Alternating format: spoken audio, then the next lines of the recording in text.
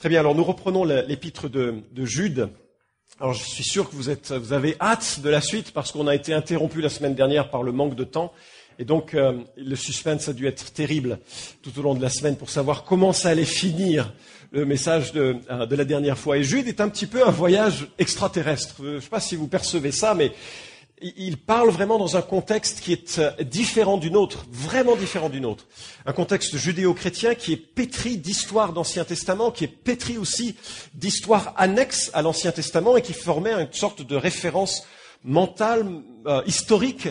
Et Jude, il est là pour essayer de susciter parmi les chrétiens un esprit combatif pour garder les trois éléments fondamentaux qui définissent et caractérisent la foi chrétienne.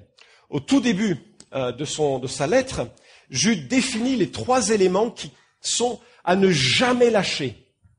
À ne jamais lâcher. Il faut avoir une attitude pitbull par rapport à ces doctrines fondamentales. Vous savez que les pitbulls sont des animaux charmants tant qu'ils restent derrière leur grillage. Le plus grand danger du pitbull, c'est lorsqu'il vous a mordu, il a un mécanisme, paraît-il, dans sa mâchoire qui fait qu'il lâche pas prise. C'est charmant comme animaux. C'est-à-dire qu'ils vous ont mordu et ils restent attachés à vous, tellement leur amour est grand pour vos mollets. Et donc l'attitude que le chrétien doit avoir est l'attitude du pitbull. Il ne doit pas lâcher, absolument pas lâcher, les trois doctrines fondamentales que sont l'inhérence, l'autorité de la Bible. L'autorité, c'est que la Bible vient de Dieu et qu'elle s'impose à nous comme parole de Dieu. L'inhérence, c'est que la Bible est sans erreur. Et c'est bien sûr des deux doctrines qui sont liées l'une à l'autre. Et à partir du moment où on lâche l'autorité ou l'inhérence de l'Écriture, on est parti en dehors du christianisme biblique. La deuxième doctrine fondamentale, c'est le fait que Jésus soit pas simplement un homme bien, sympathique, même prophétique, ou un humaniste, comme parfois je l'entends, ce qui est d'un ridicule consommé. Un humaniste qui dirait « je suis le chemin, la vérité, la vie, nul ne vient au Père que par moi », c'est quelqu'un qu'il faut enfermer. Un humaniste ne dirait pas cela. Et la Bible le présente comme Dieu venu parmi les hommes. La deuxième doctrine fondamentale qu'il faut garder comme un pitbull, c'est que Jésus, c'est Dieu venu parmi les hommes, devenu homme, et dans cette plénitude d'une seule personne avec ces deux natures, il est le pont parfait entre Dieu et les hommes. Vous supprimez son humanité, vous avez failli à rester droit dans la doctrine orthodoxe biblique. Vous enlevez sa divinité, vous avez failli dans la perspective de l'orthodoxie chrétienne.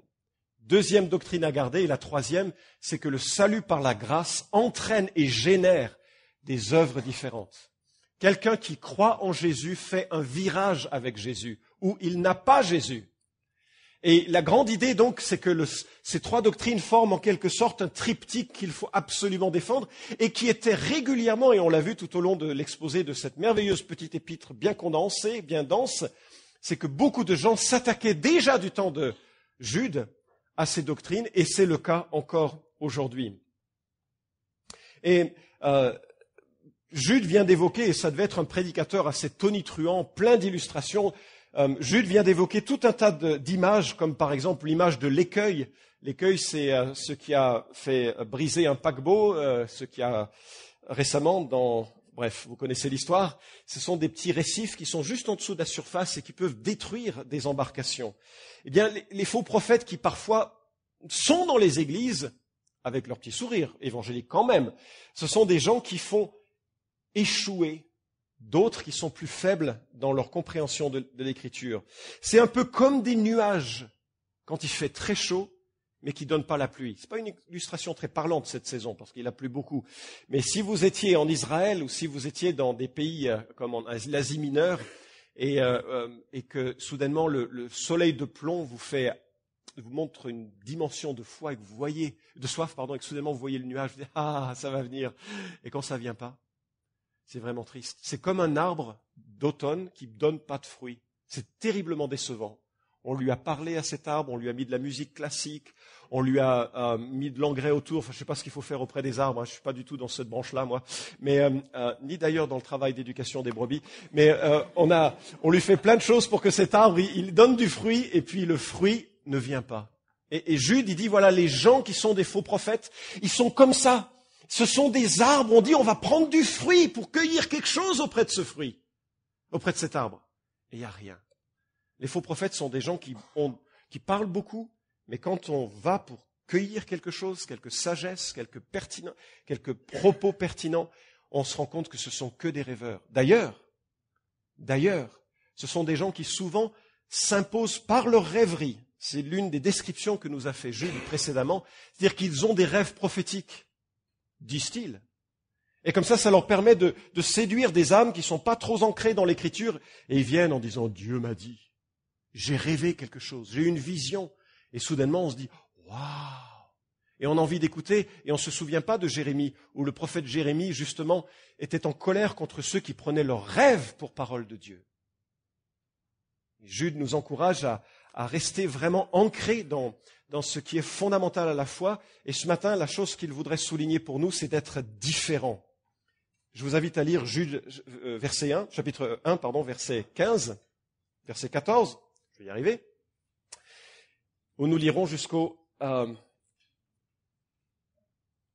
verset 18 ou 19. C'est aussi pour eux qu'Enoch, le 7e patriarche depuis Adam, a prophétisé en ces termes. Voici que le Seigneur est venu avec ses saintes myriades pour exercer le jugement contre tous et pour faire rendre compte à tous les impies de tous les actes d'impiété qu'ils ont commis et de toutes les paroles dures qu'ont proférées contre lui les pécheurs impies. Ce sont des gens qui murmurent, des mécontents qui marchent selon leur convoitise, dont la bouche parle avec grandiloquence et qui flattent des gens par intérêt. Mais vous, bien-aimés, souvenez-vous des prédictions faites par les apôtres de notre Seigneur Jésus-Christ.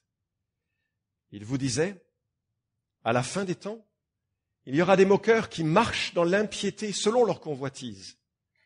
Les voilà, les fauteurs de division, les êtres charnels dépourvus de l'esprit. Alors Jude continue un peu son jugement, enfin c'est presque un procès qu'il fait à ces personnes qui gravitent autour des églises ou parfois même au milieu des églises. Et je me suis dit, qu'est-ce qu'on peut faire pour rendre cette chose un peu parlante et pertinente pour notre assemblée qui ne sommes pas, je crois, je ne crains pas en tout cas, entourés de faux prophètes et dans un danger imminent et immédiat. Et je me suis dit, en fait, vraiment, on va prendre ce message comme une manière de se dire, voilà ce que Dieu veut pas, alors soyons différents, d'accord ? Soyons différents. La première chose que je voudrais vous proposer, c'est qu'on soit différents par l'amour que nous portons à Dieu et par contraste avec les faux prophètes.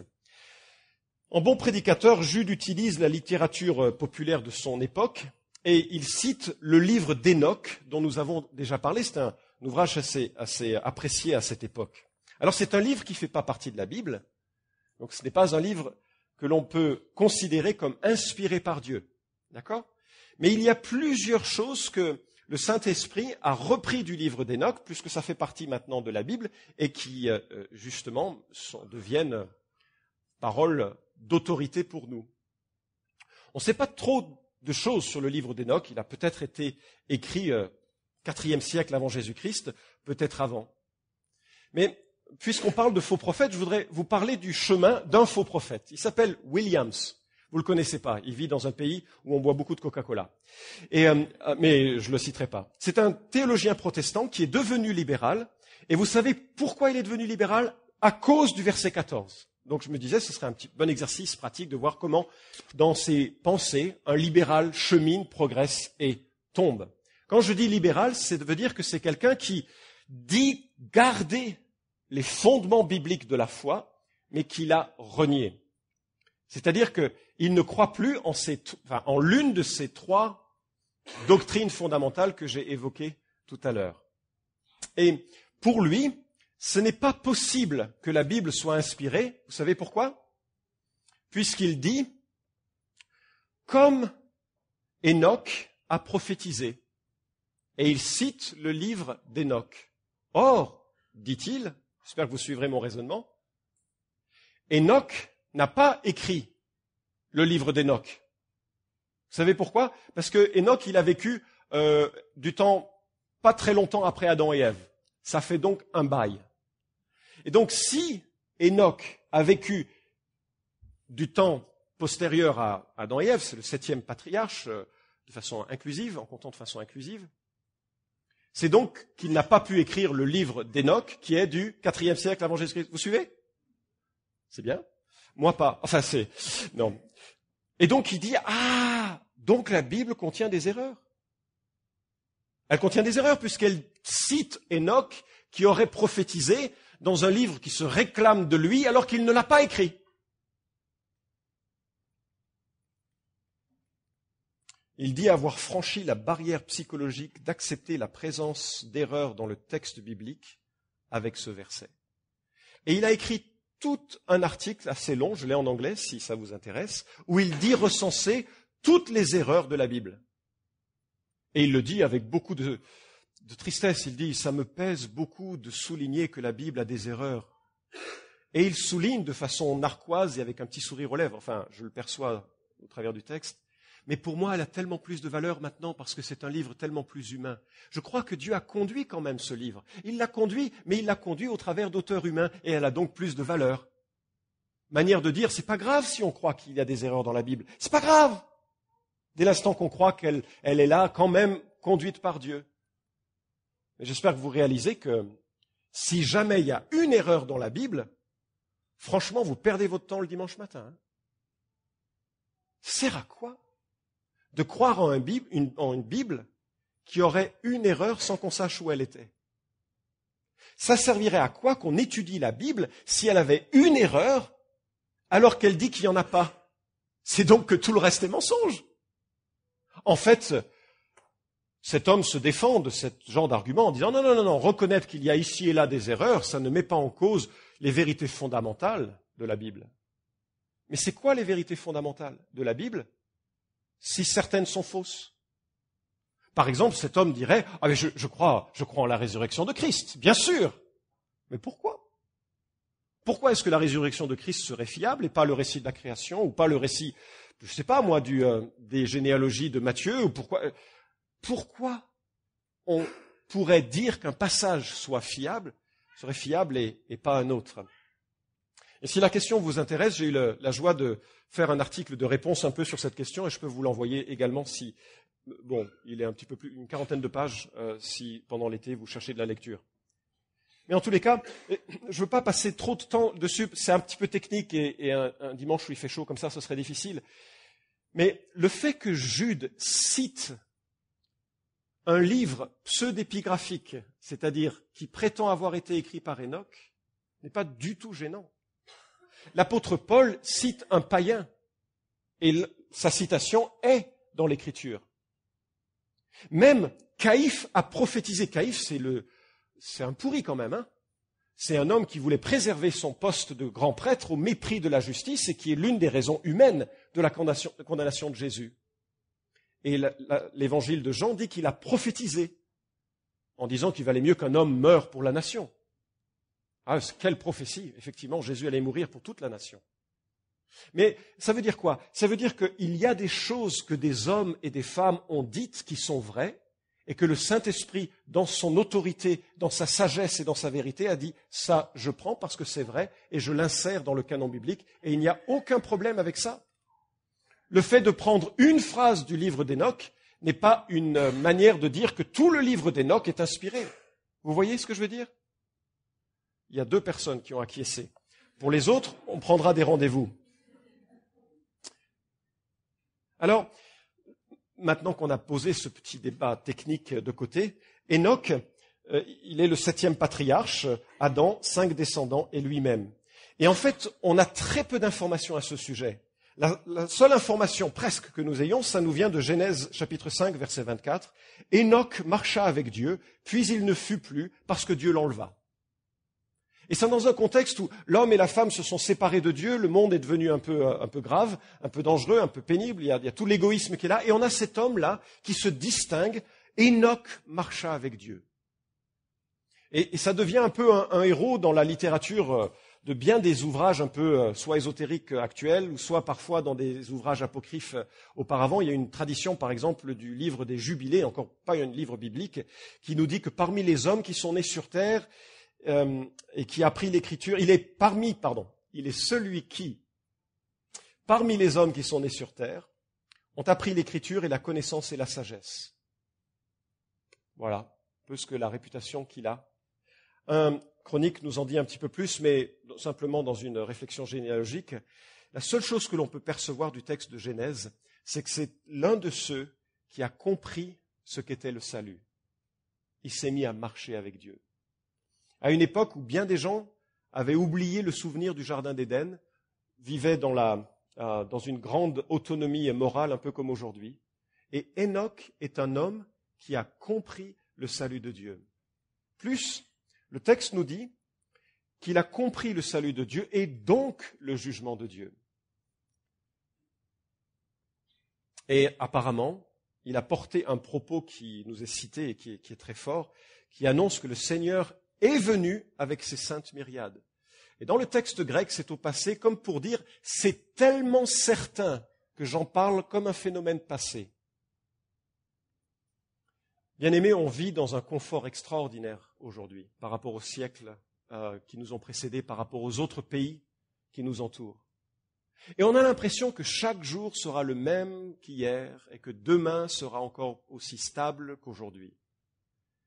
Mais la Bible dit qu'un jour, Christ déchirera le ciel et qu'il sera accompagné de myriades et de myriades d'anges, c'est-à-dire un nombre incalculable d'anges puissants.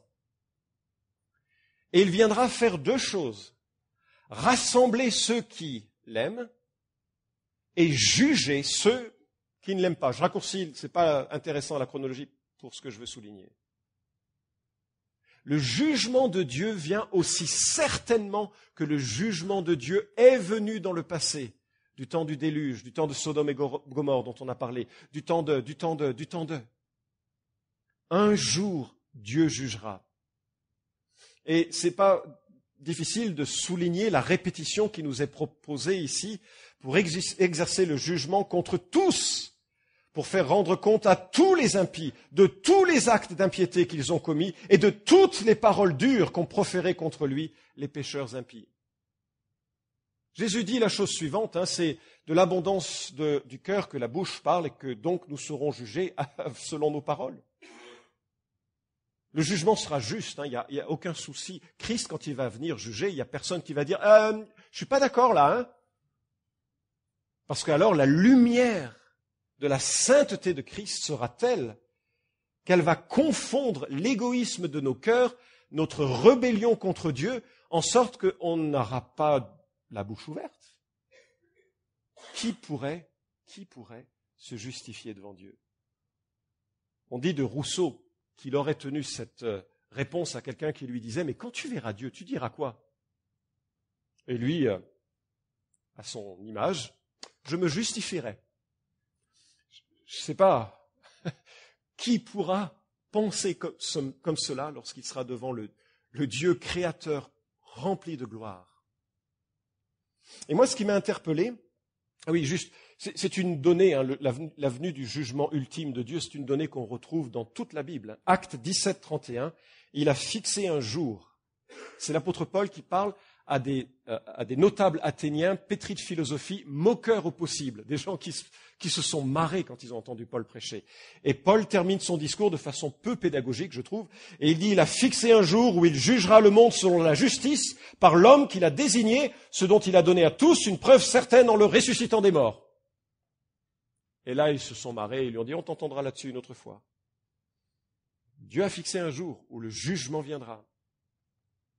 Matthieu chapitre 25, versets 31 à 33, Jésus dit, « Lorsque le Fils de l'homme viendra dans sa gloire, avec tous les anges, il s'assiera sur le trône de sa gloire. Toutes les nations seront assemblées devant lui, et il séparera les uns d'avec les autres, comme le berger sépare les brebis d'avec les boucs.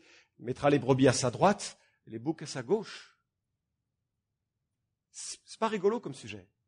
C'est vraiment, le Seigneur est venu, Jude le dit au passé, pour que ce soit vraiment souligné. C'est un fait.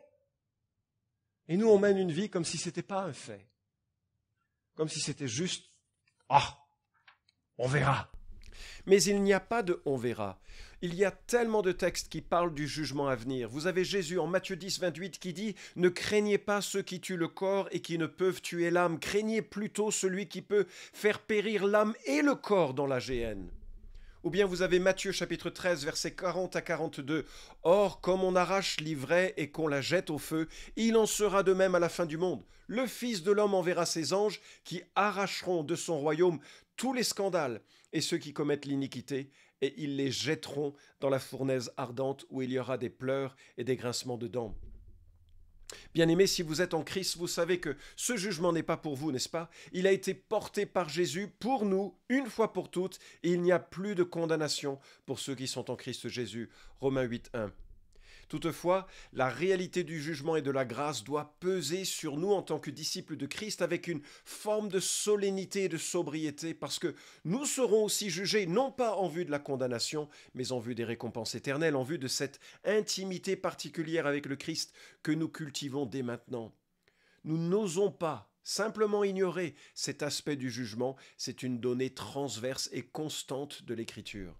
Nous devons prier, Seigneur, permets que mon amour fasse que je dise du bien de toi, que mes lèvres chantent tes louanges, que mon cœur se réjouisse de la grâce et s'inquiète de ceux qui m'entourent. Un disciple est marqué par l'amour pour Christ. Seigneur, permets que ce soit ma réalité, contrairement aux faux prophètes. On est différent par l'amour de Dieu, mais aussi on est différent par la reconnaissance. Regardez le verset 16 de nouveau. Ce sont des gens qui murmurent, des mécontents qui marchent selon leur convoitise, dont la bouche parle avec grandiloquence et qui flattent les gens par intérêt. L'attitude de ces imposteurs est intéressante à noter. Ils grognent.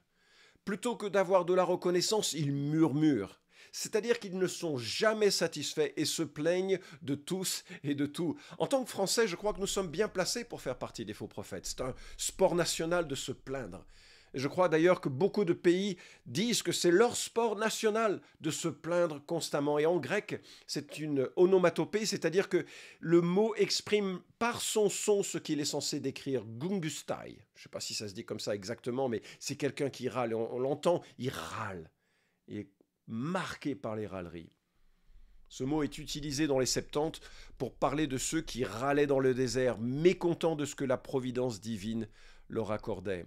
Alors c'est amusant parce que dans notre liste de péchés, ou dans nos listes de péchés, on placerait le meurtre, l'adultère, le vol parmi les plus hauts et les plus graves. Non sans raison d'ailleurs, parce qu'ils altèrent violemment la vie même, et en cela ils sont beaucoup plus graves et les conséquences sont terrifiantes dans les vies. Mais nous avons plus de mal à concevoir ces attitudes comme réellement sérieuses et on les ignore comme étant acceptables. La convoitise, c'est pas trop grave. Pourtant, l'amour de l'argent est à la racine de tous les maux. La médisance, la calomnie, et pourtant non seulement ça tue les églises constamment parce que ça crée des divisions, mais en plus cela vole l'honneur et la joie de ceux qui nous entourent. Et puis probablement que tout en bas de cette liste, on aurait le péché de se plaindre de ce que Dieu nous accorde. Peut-être parce que l'on est familier de cela, et en même temps, les langueurs du cœur sont reflétées par cette manière de concevoir ce que nous avons et ce que nous n'avons pas. Les murmures en disent long sur les idoles qui nous hantent, et dans l'Ancien Testament, on voit à quel point cela reflète le manque de confiance que le peuple avait en Dieu. En Nombre chapitre 21, versets 4 à 6, nous lisons « Ils partirent de la montagne de Hor par le chemin de la mer des Joncs pour contourner le pays d'Édom. Le peuple s'impatienta en route, parla contre Dieu et contre Moïse. « Pourquoi nous avez-vous fait monter hors d'Égypte pour que nous mourions dans le désert, car il n'y a point de pain, il n'y a point d'eau, et nous sommes dégoûtés de ce pain méprisable. » Il s'agissait de la manne. Alors l'Éternel envoya contre le peuple des serpents brûlants, ils mordirent le peuple et il mourut beaucoup de gens en Israël. Le prophète Jérémie nous dit qu'il y a une chose qui doit être le sujet de nos complaintes. Voilà ce que Lamentation 3.39 nous dit. « Pourquoi l'homme vivant se plaindrait-il que chacun se plaigne de ses propres péchés ?» Voilà l'attitude qui doit marquer mes complaintes. Je dois me plaindre de mes imperfections, pas de celles des autres, pas des circonstances de la vie. Je dois me plaindre de ce qui encore fait obstacle à la gloire de Dieu dans ma vie. Dans leurs attitudes, ces faux prophètes sont dominés par leurs désirs. Puisqu'ils n'ont pas l'esprit, ils n'ont aucune protection contre leurs passions. À l'inverse du chrétien qui est en lutte avec ses passions et parfois la colère ou la convoitise peut prendre le dessus, mais il s'en repent et il veut reprendre le dessus sur ces choses. D'ailleurs, c'est toujours un encouragement quand une personne fait part de ses luttes. S'il lutte, c'est qu'il est conduit par l'esprit et qu'il veut vivre selon l'esprit. Le non-chrétien, lui, ne lutte pas ou il ne lutte pas vraiment. Et si vous lisez les confessions d'Augustin, vous voyez combien il a été en proie à cette difficulté de vivre selon Dieu. Mais par Christ, il a triomphé et par Christ, nous pouvons triompher. Enfin, leurs paroles sont riches, abondantes et même parfois délirantes, mais une chose qu'ils savent faire, c'est flatter les gens avec un objectif, pour qu'ils leur donnent financièrement ou qu'ils leur donnent leur estime. Flatter pour être exalté ou élevé, voilà ce qui est propre aux faux prophètes. Dans son commentaire, MacArthur écrit « Les apostats sont dominés par eux-mêmes à tel point qu'ils ont à la bouche des paroles humaines. Ils bombent le torse en employant avec arrogance un vocabulaire religieux élaboré et pompeux qui semble spirituel mais qui est vide de toute vérité et substance divine. En faisant usage de telles paroles, ils admirent aussi les personnes par motif d'intérêt. L'apostat excelle dans l'art de dire aux gens ce qu'ils veulent entendre, en s'employant à les manipuler avec ruse à son propre avantage. Il ne se préoccupe certainement pas de proclamer la vérité de Dieu dans le but d'édifier ceux qui l'entendent. Bien-aimés, j'aimerais que notre petit peuple ici, à Cusset, à Villeurbanne, nous soyons saisis d'un renouveau de reconnaissance comme témoignage de la grâce de Dieu dans nos vies, que nous sachions abonder en actions de grâce, dimanche après dimanche, chant après chant, prière après prière, pour que ceux qui nous entourent perçoivent combien nous sommes rassasiés, réjouis de notre communion, de notre salut en Jésus-Christ et de la présence de l'Esprit. Enfin, différent par la patience. Regardez de nouveau les versets 17 à 19. « Mais vous, bien-aimés, souvenez-vous des prédictions faites par les apôtres de notre Seigneur Jésus-Christ. Ils vous disaient, à la fin des temps, il y aura des moqueurs qui marchent dans la piété selon leur convoitise. Les voilà les fauteurs de division, les êtres charnels dépourvus de l'esprit. » Vous vous souvenez peut-être que Jude était le petit frère de Jésus. On devrait dire le demi-frère d'ailleurs, puisque le père de Jésus, c'est pas Joseph. Mais pour souligner davantage son propos, il ne cite plus l'Ancien Testament, ni même les convictions populaires, il cite les propos des apôtres. Et à la manière dont il en parle, c'est comme s'il disait « J'ai entendu les apôtres parler sur ce sujet ». Et que disent-ils, ces apôtres ? Eh bien, Pierre avait déjà écrit sur ce même sujet, et on imagine qu'il avait entendu Pierre prêcher en cela, qu'il avait traîné un peu avec eux, ces apôtres. Et Pierre nous dit en 2 Pierre 3, 3 à 5, « Sachez avant tout que dans les derniers temps, il viendra des moqueurs pleins de railleries, qui marcheront selon leur propre convoitise et diront « Où est la promesse de son avènement ? Car depuis que les pères sont morts, tout demeure comme depuis le commencement de sa création. » Et il est vrai que les apôtres ont peut-être compris que Jésus arrivait très rapidement, au point que c'était même inutile peut-être de faire certains de s'impliquer trop dans la vie actuelle. Et peut-être que certaines personnes ont commencé à dire « Oui, mais 40 ans que Jésus est mort et ressuscité, ça fait longtemps et je ne suis pas sûr qu'il revienne bientôt. » Et beaucoup de mouvements ont prophétisé le retour du Christ pour essayer de manipuler les foules. Les témoins de Jéhovah en 1914 par exemple, enfin du moins ils ont prophétisé que le retour du Christ était pour 1914. On sait ce qui est venu cette année-là. Pour autant, les témoins de Jéhovah restent témoins de Jéhovah. Ça ne cesse de me surprendre. Et Pierre fait la liste évoque cette attitude en montrant que ça a été le cas lors du déluge. La patience de Dieu est toujours une patience qui mène à la repentance. Et puis un jour, Dieu dit que sa patience est terminée. Il y a eu dans le passé des moments, parfois qui ont duré des siècles, où Dieu ne semble pas avoir agi de façon très spectaculaire. Et puis un jour, Dieu dit stop, le temps de grâce est terminé, le temps du choix est terminé, le temps du jugement arrive. Et cette même parole qui dit stop est la même parole qui dit on continue. Et aujourd'hui, nous sommes dans le temps qui continue, où la grâce est accessible. Dieu est maître du temps. Et lorsque nous sommes confrontés aux craintes face à l'avenir et aux difficultés, nous devons regarder à Dieu qui a la main sur le bouton. Les choses changeront un jour. Un jour, Dieu enverra un ange pour lier le diable pour 1000 ans. Le fait que Jésus ne soit pas encore revenu établir son règne est une manifestation de patience. Il appelle tous les hommes et toutes les femmes à trouver un refuge dans le pardon qu'il propose. Le retour imprévisible de Jésus doit nous conduire à une certaine sobriété vis-à-vis de l'existence. Notre vie, un jour, sera radicalement altérée. Cela signifie que nous devons vivre avec cette attente, cette sérénité et cette bienveillance qui doit caractériser la vie chrétienne. Bien-aimés, les regrets ne seront pas transformés en repentance le jour où Christ reviendra. Ce ne sera plus possible. C'est maintenant le temps de se tourner vers Christ. C'est maintenant de vivre selon l'intention de Christ. C'est maintenant le temps de s'appuyer sur le salut de Jésus-Christ et d'en tirer toutes les conséquences pour nourrir notre intimité avec lui dans le temps qui nous reste. Ce message a été suffisamment long. Je termine avec cette lecture de Galates, chapitre 6, versets 7 à 10. « Ne vous y trompez pas, on ne se moque pas de Dieu. Ce qu'un homme aura semé, il le moissonnera aussi. Celui qui sème pour sa chair moissonnera de la chair la corruption, mais celui qui sème pour l'esprit moissonnera de l'esprit la vie éternelle. Ne nous lassons pas de faire le bien, car nous moissonnerons au temps convenable, si nous ne nous relâchons pas. Ainsi donc, pendant que nous en avons l'occasion, pratiquons le bien envers tous et surtout envers les frères en la foi. »